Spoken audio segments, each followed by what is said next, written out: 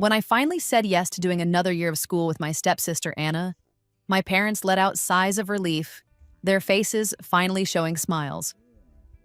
As a reward, they planned a vacation overseas for me. But the very next day, they vanished. I woke up totally alone in a country I didn't know. Later that day, I saw Anna's online post. It was a picture of her meeting my parents at the airport. She wrote, "It doesn't matter how far apart you are, the people who really care about you will always come back to you."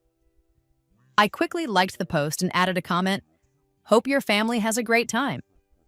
What they didn't realize was that I had already been accepted into Summit University through a special program. The acceptance confirmation was sitting right there on my computer. And now on my screen, the countdown for college applications ticked down. 10, 9, 8. As it reached 0, the application website shut down. Looking at my empty application form and the deadline passed notice, my parents seemed pleased. My stepsister, Anna, had only scored 170 points on her big exam this year. She wanted to repeat the school year, and my parents insisted I do it too to help her study. My score was 710. "Sarah, your stepsister is still young," they'd said, trying to convince me. "Another year of school could really help her improve. You need to help her. You owe this to her." They pressured me constantly. "If you repeat the year with her, we'll take you on that trip abroad." To make sure I couldn't apply to universities, they watched me constantly. They only seemed to relax once the application deadline was over, looking very satisfied with themselves. That's when my parents took me out of the country. But the next morning, they were gone, leaving me by myself. I tried calling them, but my calls wouldn't connect. I went to the hotel's front desk and learned they had already checked out. It wasn't until I saw Anna's social media update that I understood they'd flown back home during the night. Alone in a hotel room far from home, a weird kind of fear washed over me. I hadn't traveled much, and certainly never to a different country. The farthest I'd ever been before was about 300 miles away, to visit Anna's old place. Watching strangers walk past outside, I felt numb. I couldn't grasp that my own parents had just left me behind in a foreign place. Me, their actual daughter. Walking slowly back to my hotel room, even that short distance felt incredibly tiring. I just fell onto the bed, staring up at the ceiling without seeing anything. Tears started soaking into the pillow.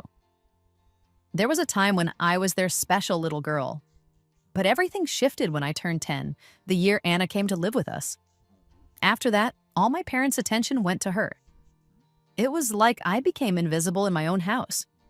I didn't want to lose their love completely, so I tried really hard at school. All the way from elementary school through high school, I was always a top student. But getting good grades never seemed to earn back their affection. I don't know how long I just lay there on the bed before my phone suddenly rang. It was Mom. I jumped up, ready to talk, but before I could say anything, she started yelling at me. "Sarah, what were you thinking? You know Anna struggles with feeling down. How could you say something to upset her like that?" I was completely shocked. Then Dad's unhappy voice came on the line. "Anna thinks of you like a real sister. We're family. That comment you left on her post was totally wrong. Now she's really upset and her mood is terrible." Mom's voice was ice cold. "Say sorry to Anna right now, or you're not our daughter anymore." My earlier excitement felt like someone had dumped a bucket of ice water over me. I was freezing inside. They didn't even think about the fact that I was stranded, all by myself in another country. It didn't occur to them that I might be scared or lonely, or that I might want my parents around too. Just because Anna cried a little, they were ready to kick me out of the family unless I apologized. I didn't have the strength to argue. I just ended the call without saying another word. My heart felt heavy, like stone. For years, I had tried so hard to fit in, hoping to get back even a tiny bit of their love. I always did my best to make my parents happy and ignored all the times Anna tried to cause trouble for me. But none of it made any difference. Even this trip abroad, which I only got by agreeing to repeat a school year, was ruined just because Anna complained about something small. If nothing I did mattered, why keep trying? Luckily, I had my secret plan. I packed my bags, ready to leave the hotel. Since I was already here, I decided I might as well explore and enjoy being alone in a foreign country for a bit.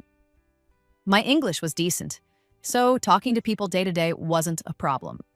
And I didn't apologize to Anna, but I did delete my comment from her post to stop my parents from blaming me endlessly. I traveled from one city to another, walking through busy streets filled with people. I saw parents laughing with their children, and I saw people living on the streets with nothing.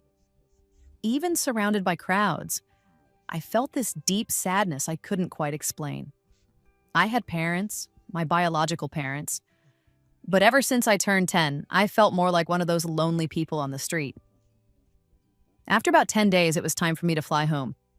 Maybe they got a notification about my flight booking because my parents suddenly seemed to remember they had another daughter overseas.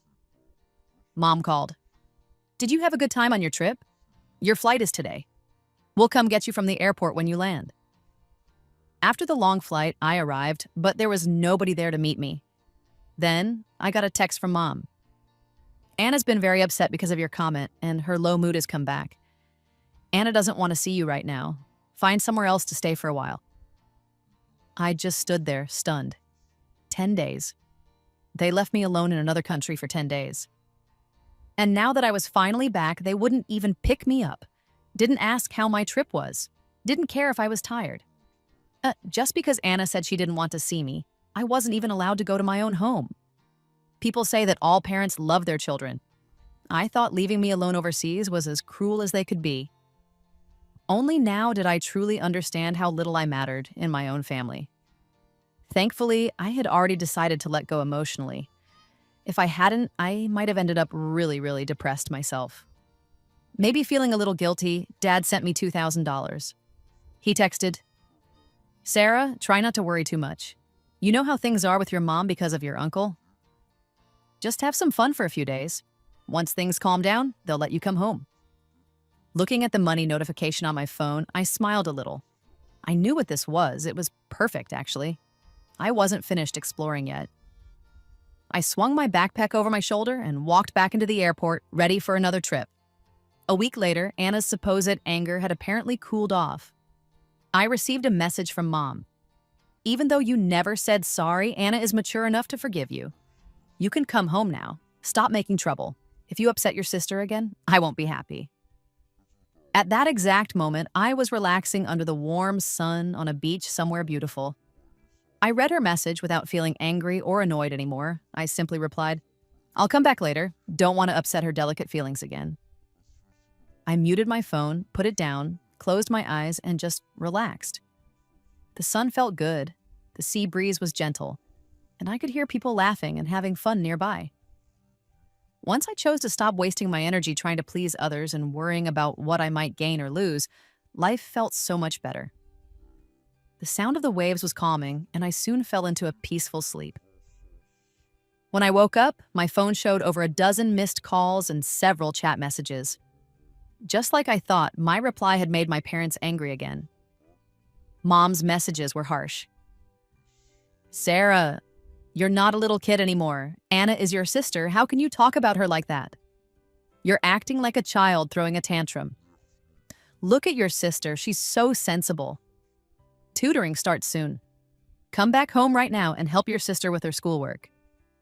I realized they didn't want me back because they missed me or because Anna had forgiven me. They just needed me there to be Anna's tutor. Then there was a voice message from Anna. She sounded weak and sad. "I'm sorry, Sarah. It's all my fault. If I caused problems for you, I'll tell Mom and Dad. I'll leave, okay? It's just because I'm not smart enough for school. Now you have to repeat the year with me. If you really don't want to, you don't have to. Really."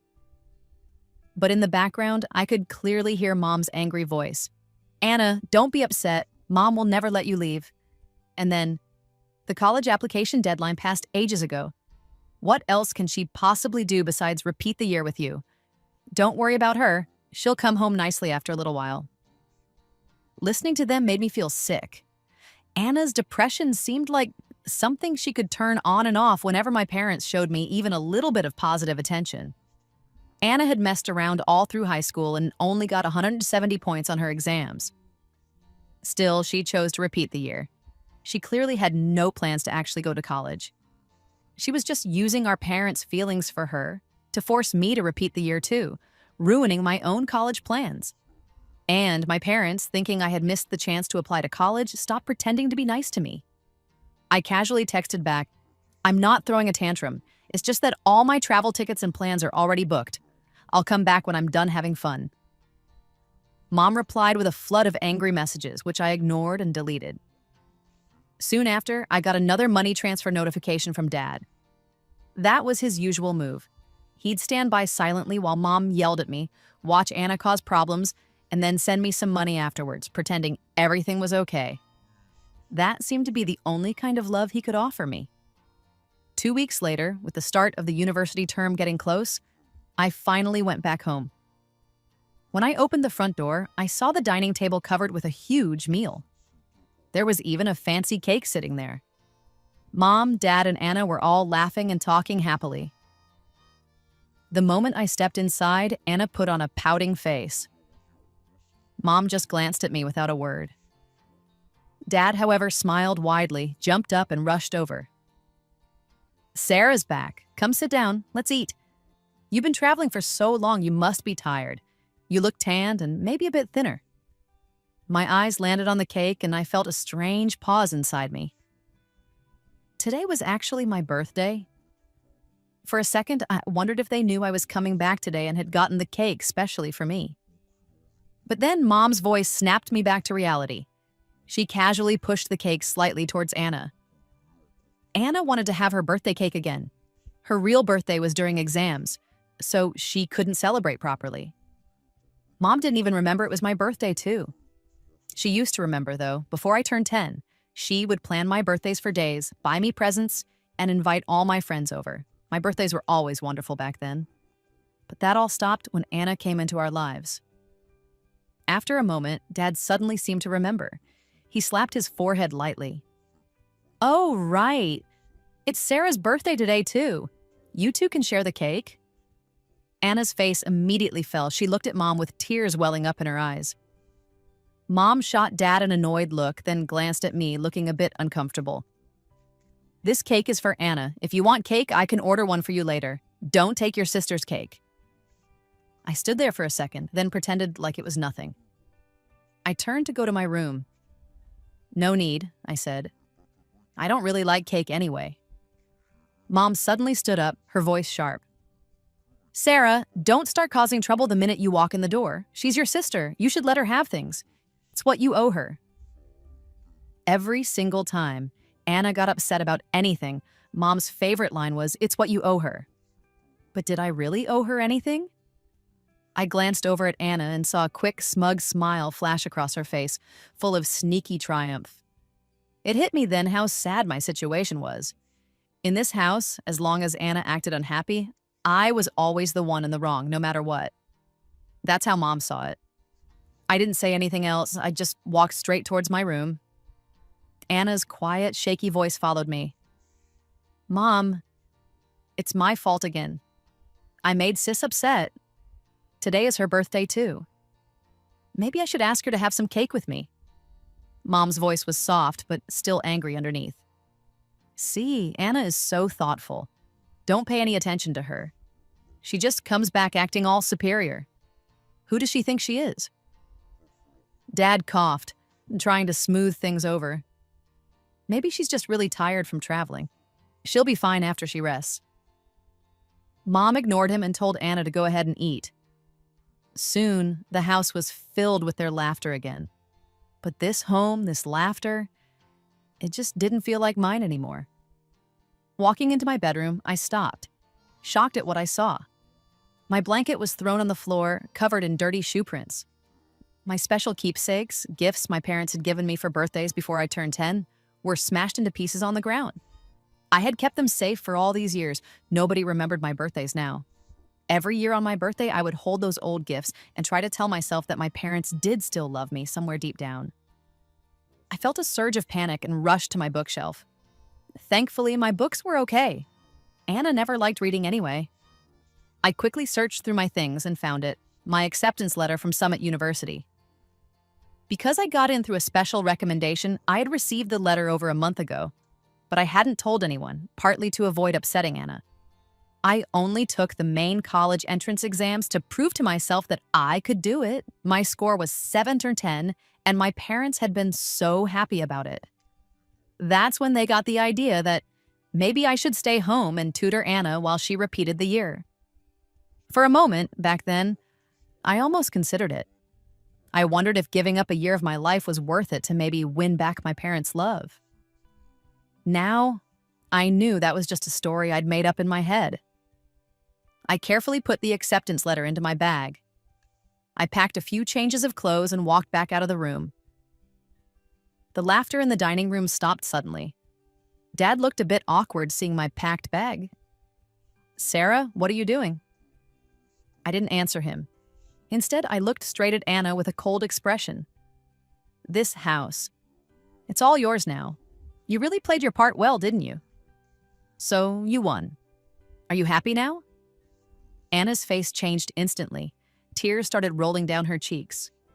"Sister, don't you like me?" "Sob, I just love Mom and Dad so much. I never wanted to take anything from you." Mom's face twisted with anger. She started scolding me. "Sarah, what is wrong with you? Your sister accidentally broke a few of your old things when she was feeling unwell, and now you want to run away from home? Can't you just give us some peace? You just got back, and you're already picking on your sister. Apologize to her right now." She knew what Anna had done in my room. I just wondered if she understood that those broken gifts were the last connection I felt to this family. I didn't say anything more. I just walked straight towards the front door. Mom jumped up from her chair, her voice cold and hard. "I told you to apologize to your sister. Did you hear me?" She grabbed my arm, pulling hard. The fabric of my shirt ripped, showing the old scars on my back. Mom froze, stunned. She mumbled, "Sarah, what is this?" I pulled my arm away from her grasp, fixed my torn shirt as best I could, and turned back, my voice just as cold. "This is what you always said I owed Anna." Mom grabbed my hand again urgently. "Sarah, please tell me what happened." Before I could even think about responding, Anna, who had been watching with a smug look, suddenly stood up. Tears streamed down her face, and she looked completely heartbroken. "Mom! Dad! Don't you love me anymore? It's all my fault. I made Sis misunderstand you. That's why she wants to leave. I should just die. Then Sis won't be sad anymore, and you won't have to choose." With that, Anna ran towards the window, acting like she was about to jump out. Mom's face went white with terror. She let go of my hand and scrambled towards the balcony. "Anna, don't scare me like this. Mommy loves you. You're my precious girl." She reached out and grabbed Anna, who pretended to struggle for a moment before collapsing into Mom's arms, sobbing dramatically. Dad was a bit slower to react. By the time he moved, Mom already had Anna safe. He looked at me, his expression helpless. "Sarah, you've really gone too far this time. Whatever happened, you shouldn't hurt your sister like this. Go and apologize to her, and apologize to your mom." But what had I done? I hadn't done anything. Mom was the one who tore my shirt. She was the one who asked about the scars. I hadn't done anything wrong, but they were just so used to blaming me for everything. A wave of disappointment washed over me, leaving me feeling empty. Anna was still crying loudly, but she kept sneaking glances at me, her eyes filled with worry. I knew what she was afraid of, that I would tell them the real story behind my scars. But Mom and Dad were so focused on Anna, I was just a tool to calm her down. Her fear was unnecessary. I had no plans to bring up the past right then. Anna is actually my cousin, my uncle's daughter. When I was 10, my parents were very busy with their business, so they left me to stay at my uncle's house for the summer. Later, while looking for me, my uncle fell off a cliff and died. After that, Anna came to live with us and became my sister. Mom blamed me for my uncle's death. She always said that if I hadn't run off, he would still be alive. But she never once asked me why I ran away. After Anna moved in, my uncle became a topic we weren't allowed to discuss. Whenever I tried to bring up that summer, Anna would start crying and throwing tantrums, and I would get yelled at. Dad, wanting to be sensitive to Mom's feelings, stopped asking questions too. To 10-year-old me, my parents were my entire world. I didn't dare make them angry, so I pushed all the painful memories deep down inside. Over time, I just became numb. I tried everything I could think of to win back their love, but no matter how hard I tried, I only seemed to exist in the small spaces left over in their new family of 3. At that moment, standing there, I decided I was truly done. I didn't want to disturb their perfect little family anymore. Seeing my silence, Dad's eyes grew impatient. He tried to keep his voice calm but firm. "Sarah, go apologize to your sister right now. If her depression gets worse and she tries to jump again, your mother will never forgive you." I looked at him and suddenly let out a short, humorless laugh. "Jump? It's only the 2nd floor. Jumping from here might kill a couple of ants, maybe. Stop staring at me like that. I'll be out of your way very soon." I pointed towards Anna. "She's really putting on a performance, isn't she? You should probably go comfort her. Anna's been waiting eagerly for you to play your part in this touching family scene."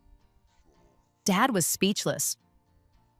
Mom was shaking with anger, pointing a finger at me. "Lily, your sister is like this because of you, and you're just standing there making nasty comments." I couldn't hold it in any longer. I stared right at her, my voice rising, almost shouting. "I caused this? Tell me. Tell me exactly what I did to make her like this. When we came into the house, you said the cake was hers. I left it alone. She destroyed my room, and I didn't say a word. You gave her all your love, and I didn't complain. I stopped fighting for your attention. I let her have you. And she's still not happy? What else do you possibly want me to do?" The room fell silent.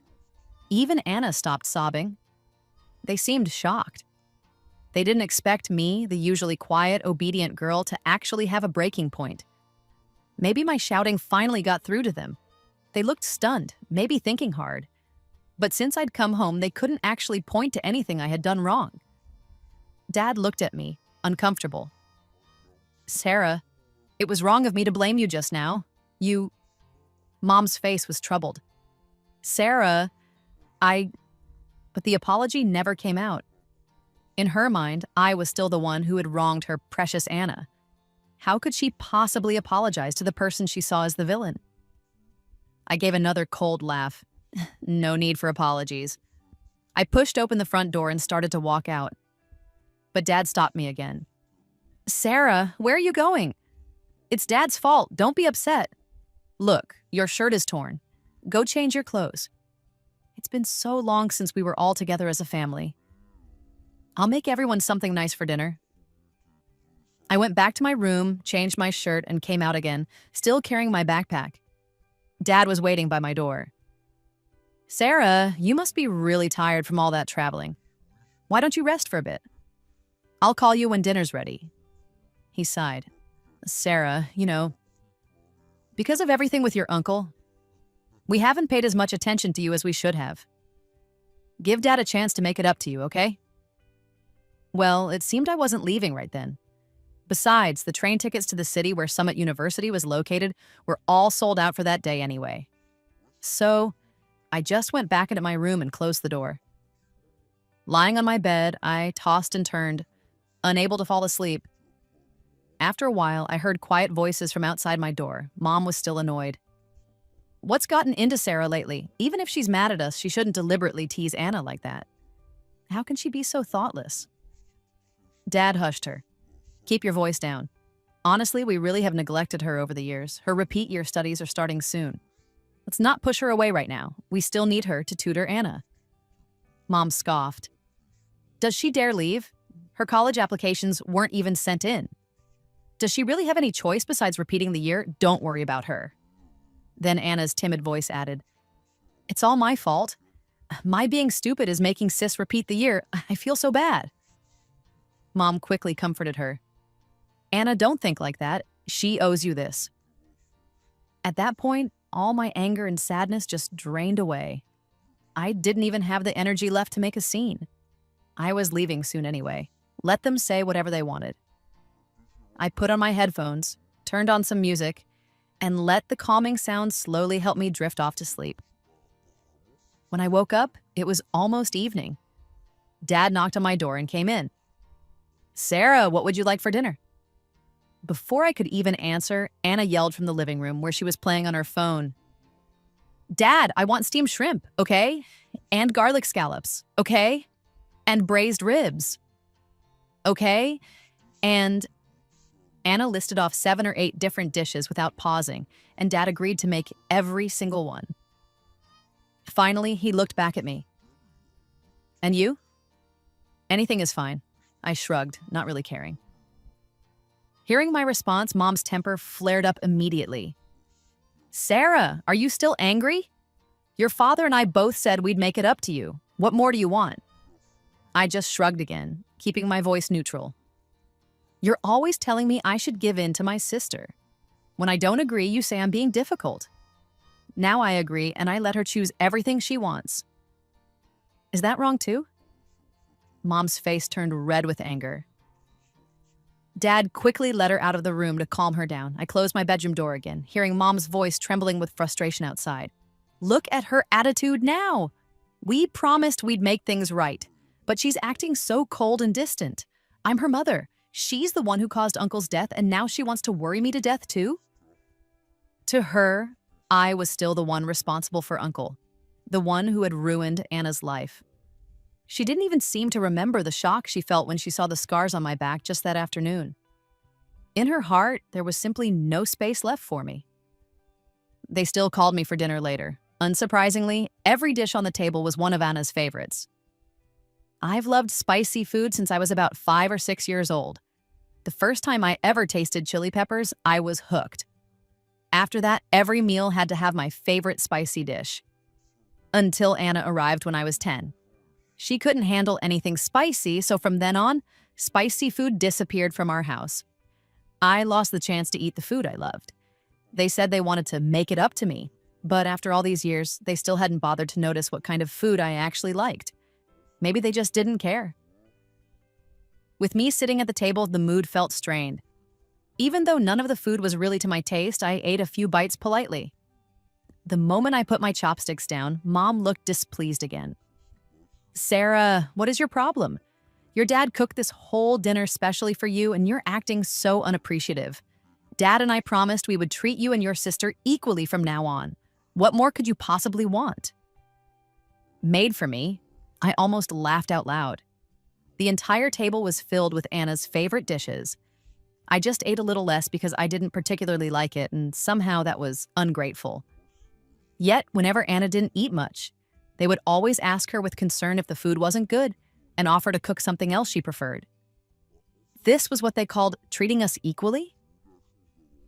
To Mom, it seemed like no matter what I did, it was wrong. I didn't want to argue anymore.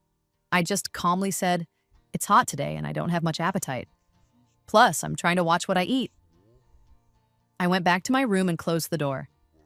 The sound of laughter from the dining room seemed to get louder. It was painfully clear that in this family, I was the outsider. After dinner, the 3 of them, Mom, Dad, and Anna, went out for a walk together. They didn't ask me to come along, and honestly, I was completely fine with that. I didn't want to be the awkward third wheel ruining their perfect family moment. So I pulled out my phone and ordered a birthday cake just for myself. They had forgotten it was my birthday today, and Mom's earlier promise about ordering me a cake later was obviously just empty words. If nobody else was going to love me, I decided I had to treat myself extra well. When I had stormed out earlier that afternoon, I'd forgotten to pack many of my things. I looked through the clothes I had left behind. The few nice dresses I owned had already been cut up by Anna. I opened my bookshelf and started flipping through my old school graduation yearbook and notes. On the first page, there was a message from my homeroom teacher. Even though I'd read it countless times, it still brought tears to my eyes. "Sarah, you are the most remarkable young woman I have ever met. Clouds might temporarily block the sun, but the sun will always break through in the end. You are like sunshine, Sarah, and you will find your own bright future someday." My teachers knew, at least partly, about the situation at home. Anna was only a few months younger than me. Her grades were terrible, but my parents paid a lot of money to get her into my class at school. Knowing how much her parents favored her, she would constantly pull pranks on me. One time, she put a dead mouse in my school desk. I cried for hours. My teacher checked the classroom security camera footage and called my mom into the school office. But instead of dealing with what Anna did, Mom defended her. They're sisters. Anna wouldn't do anything truly mean. She's just being playful. Sarah is too sensitive. Making the teacher worry about something like this is too much. Sarah needs to learn to be tougher. My teacher was speechless. He couldn't understand how a parent could be so unsupportive of their own child and so much more affectionate towards an adopted one. There wasn't much he could do. He talked to the school principal, and eventually, they managed to get Anna moved to a different class. After that, my school life finally became a bit more peaceful. I carefully packed the notebook with my teacher's message, along with a stack of academic awards and certificates, into my suitcase. These were some of the few happy memories from my school days. The next morning, my parents went out somewhere with Anna. Dad left me a note. Anna is in a bad mood, so we took her shopping. We left breakfast for you on the table. Help yourself when you get up. I opened my bedroom door and saw the breakfast sitting there. They hadn't even bothered to clean up from their own meal. 3 empty takeout containers were on the table. One still had a few spoonfuls of cold porridge and half of a leftover bun in it. I didn't even need to ask. This was definitely Anna's doing. She always found little ways to be disgusting towards me. I chuckled softly. Well, them being out of the house made it easier for me to leave with my suitcase. It saved me from having the argument I knew they expected about staying home to help Anna study. They wouldn't have let me just walk away easily, not in their view of things. After getting ready, I picked up my suitcase and my bag and walked out of the house without looking back. No regrets, no lingering feelings. The train sped along, the scenery outside blurring past. It felt like my distance from that family was growing with every mile. Hours later, I arrived in the city where Summit University was located. As soon as I stepped off the train, my phone rang. It was Mom. Her voice was sharp. "Sarah, where have you disappeared to now? The tutoring center starts classes soon. Go to the bookstore right now and pick out some review books for your sister." She was still ordering me around. I replied calmly, "I'm not coming back. And as for tutoring Anna, you'll have to find someone else. I don't think I can tutor someone who only scored 170 points. Maybe she should try a drama school instead. She's certainly talented at faking illnesses." Mom was furious. Her voice rose. "Sarah, what is the meaning of this? Are you deliberately trying to pick a fight with me? You talk about your sister that way, yet she looks up to you like you're her real sister. I found a private school for you two. You'll share a class. You need to come back home today," she demanded. "For what?" I scoffed. "To be Anna's servant or her punching bag?" "No, coming back is not happening." Mom's voice turned into an angry yell. "Sarah! After everything we've done for you, you won't even stay with your sister for 1 extra year? You are so ungrateful." I laughed, a sarcastic sound. "Done for me? Like sending me off to a foreign country all by myself? Is that what you call doing things for me? When you first asked me to repeat the year to help Anna, I actually considered it. If giving up 1 year could maybe earn back my parents' love, I was almost willing, but how did you treat me after I agreed?" Mom was silent for a beat, then spoke again, angrily. "Helping your sister get into college is the very least you could do after you caused your uncle's death." My own voice grew angry then, without holding back. "You always blame me for your brother's death, but did you ever, even once, ask me for the real story? As for Uncle, he didn't deserve your grief." Mom was so angry she couldn't speak. Dad took the phone. "Honey, don't be mad. Sarah just needs some time. She hasn't even sent in her college forms. She'll come back for the repeat studies soon." Mom screamed at Dad, "John, stop sending Sarah any more money. She thinks she's so independent now. Freeze her bank card. Let's see how long she can act tough without our help." My parents owned a business. When I was little, they were always busy, which is why I stayed with my uncle during holidays. After he died and Anna came to live with us, they stopped working as much, focusing all their time on her. We had enough money saved up to live comfortably forever, but they loved using money to control me. Whenever I did something that upset Anna, they'd cut off my allowance. If they later felt they might have been wrong about something, they'd just send me some cash to smooth things over. I didn't say anything else. I just ended the call, my face cold. Once I got to the university campus, I immediately applied for a student loan. My bank card still had a few $1,000s on it. They hadn't frozen it yet. But I didn't want to rely on their money anymore. I posted online looking for part-time work. Thanks to being a student at Summit University, I quickly found a couple of weekend tutoring jobs. The money I earned was more than enough to cover my living expenses for college. For a few days, Mom didn't text or call me. How could she possibly admit she was wrong when she was so convinced it was all my fault? Dad sent occasional texts asking how I was doing. I just replied with a short, "I'm fine." My world became quiet. Classes at the university started, and I poured all my energy into my studies. About a week later, Mom called again. I didn't answer, I just declined the call. A message came through shortly after. "Sarah, why didn't you tell us you went off to college? Anna's depression has come back really badly. You promised you would stay with her. Why would you upset her like this?" It didn't surprise me at all that they knew I was at university. Getting into a top school like Summit is a big deal in our hometown. If they had cared about me even a little bit, they would have known about my acceptance much earlier. But Mom was stuck in her own way of thinking, absolutely convinced that my only goal was to make Anna miserable. I didn't bother replying, I just deleted her message. A month went by. One day, while I was sitting in a lecture, Dad called. I ignored it. Soon after, he sent a text message. "Sarah, call your mother. She's falling apart." I texted back, "Don't you have Anna? She should be more useful to you right now." Another text came from him. "Anna's been arrested." It was from Dad that I learned what had happened to Anna. They had paid a huge amount of money to get her into a private high school so she could repeat the year. But Anna had zero interest in actually studying. Some old friends from back home had heard she was living in the city with rich new parents and were praising her lifestyle. Anna snuck out of her school dorm and went back to our hometown to show off. She threw a party with her friends involving drugs. During the party, she got into a huge fight with someone and injured them badly.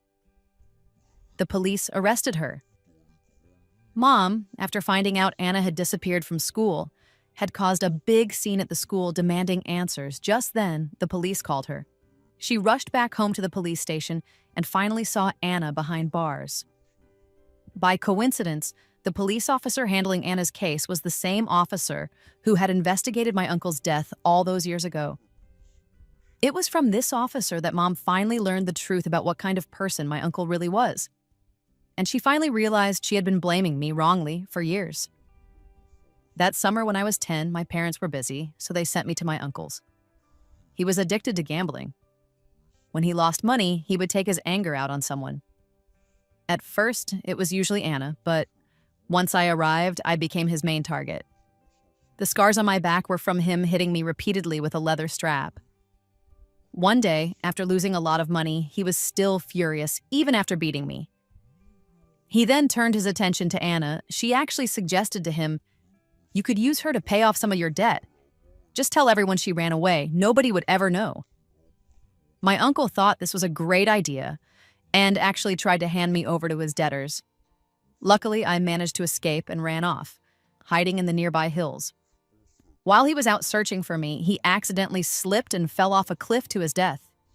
When the police eventually found me and brought my parents, I ran crying straight into my mom's arms. I thought I was finally safe. I thought I could finally tell her everything I had been through, hoping I would never have to leave her side again. But instead of comfort, Mom slapped me hard across the face. After my university classes finished for the day, I reluctantly called Mom. She answered immediately. On the other end of the line, all I could hear was her sobbing uncontrollably. "Sarah? Is that really you? Oh, Sarah, I was wrong. All these years, I was so wrong. You suffered so much. Why didn't you ever tell me?" I gave a cold, empty laugh. "Tell you? How could I? The one time I desperately needed you, instead of comforting me, you hit me. I tried to bring it up a few times later, but you always saw me as the reason your brother died. Just mentioning Uncle's name made you glare at me. Saying anything more just got me another slap. All I ever wanted was your love. I thought I could endure any pain for that. But all you ever saw was Anna. You always thought I was just trying to hurt her whenever I mentioned Uncle. I was only 10 years old, Mom. Just a scared little girl. Mom cried even harder. Sarah, I'm so sorry. I am so sorry. After sobbing for a while, she turned her anger on Dad. What kind of father are you? Letting our daughter go through all that? She started blaming him too, crying that it was all his fault. Dad was silent on the other end.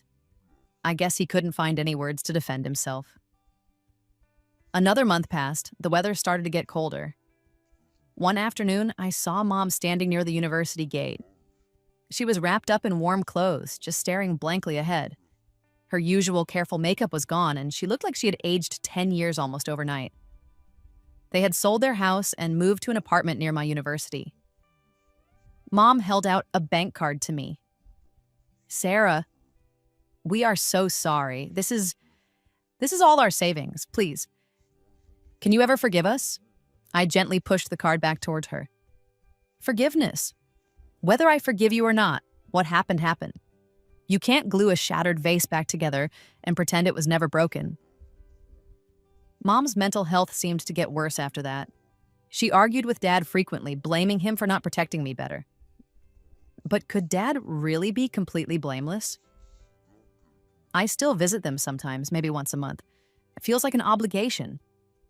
They are my parents, after all, and before I turned 10, they did love me. But a heart that has grown cold, how can it ever truly feel warm again?